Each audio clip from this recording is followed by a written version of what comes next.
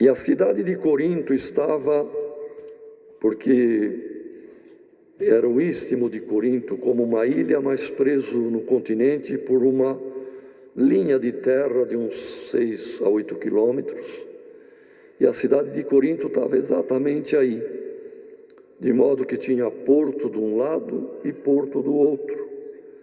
E vinham navios da direção da Ásia Menor, atracavam ali, e a lombo de animais e de escravos, carros puxados a bois e assim por diante, fazia aqueles poucos quilômetros até o outro porto do lado que olhava para a Itália, transportando essas mercadorias.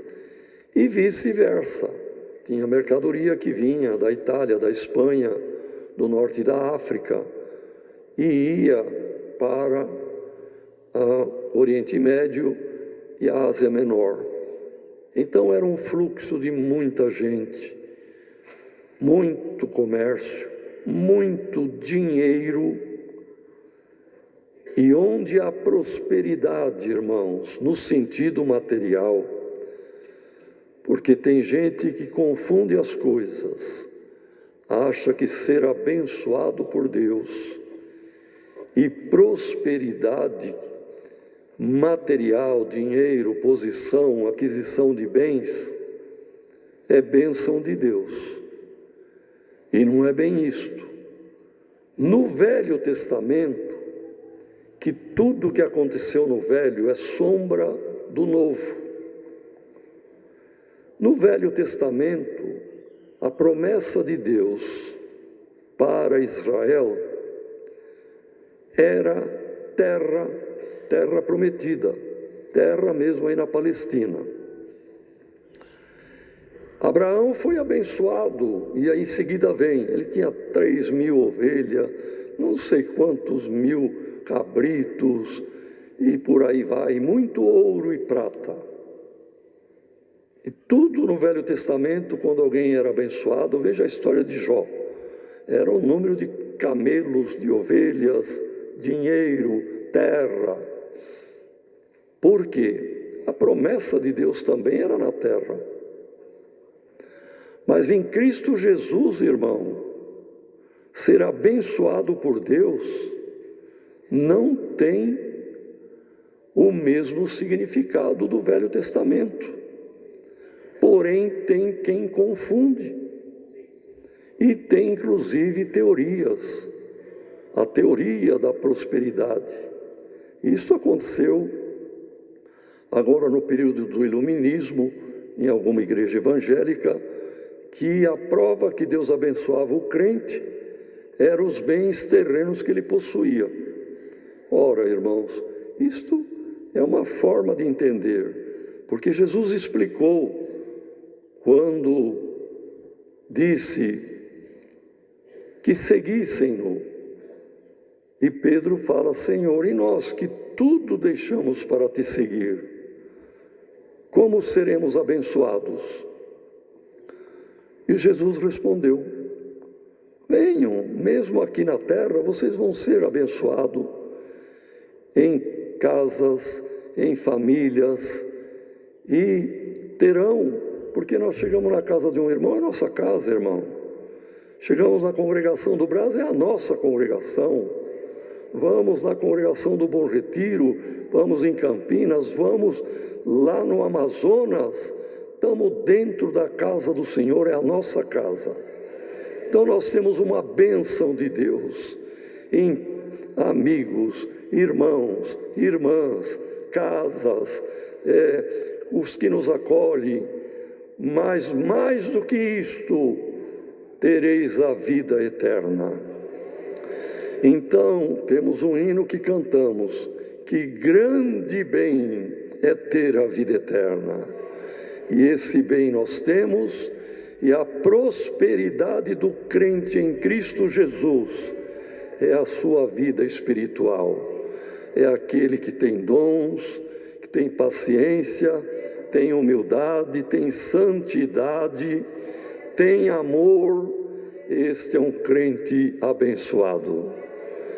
Então, irmãos, Em Corinto, as bênçãos eram materiais, e tinham irmãos que Deus chamou e que eram também empreendedores, tinham navios, tinham comércio. E onde prolifera, irmão, essa prosperidade que proliferou em Corinto, prolifera também o pecado, a vaidade, toda sorte, irmãos, de malícia, toda sorte de concupiscência e carnalidade. Então, a igreja de Corinto, nós vemos nas duas cartas, existe uma terceira que Paulo menciona, mas infelizmente ficou perdida, não foi encontrada, então não faz parte do cânone das Escrituras. Mas estas duas são ricas em ensinamento, doutrina, luz para o cristão fugir do que contamina, fugir do pecado, fugir daquilo que desagrada a Deus e abraçar com a bendita palavra de Deus.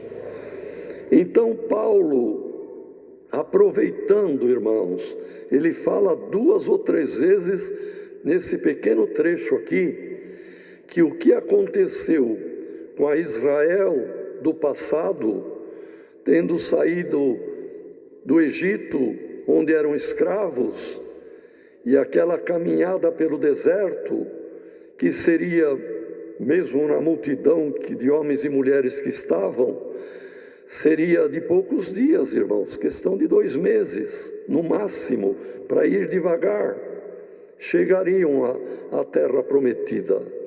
Mas por causa da incredulidade, por causa das murmurações, por causa dos erros reiterados do povo, Deus retardou a marcha deles e deu uma sentença: vocês vão ficar girando, peregrinando pelo deserto, até que morra o último que saiu do Egito com mais de 20 anos. Nenhum entrará na terra prometida.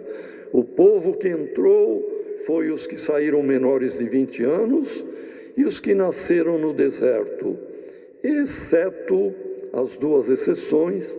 Os irmãos sabem que foi Caleb e Josué, ou Josué e Caleb, irmãos que já tinham mais de 40 e poucos anos quando saíram, e depois com 80 e tal anos entraram a tomar posse na terra prometida.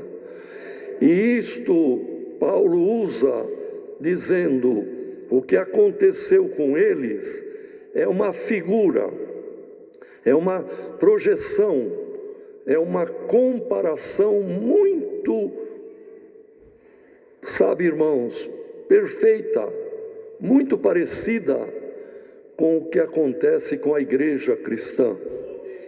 Todo crente, seja de Corinto, de Roma, de Tessalônica, de São Paulo, de alguma cidade dos Estados Unidos, ou não importa a cidade, irmão, hoje, todos nós saímos do mundo pecaminoso, estamos no deserto desta vida, porque a vida terrena para o crente é um deserto, comparado com a glória que nos aguarda.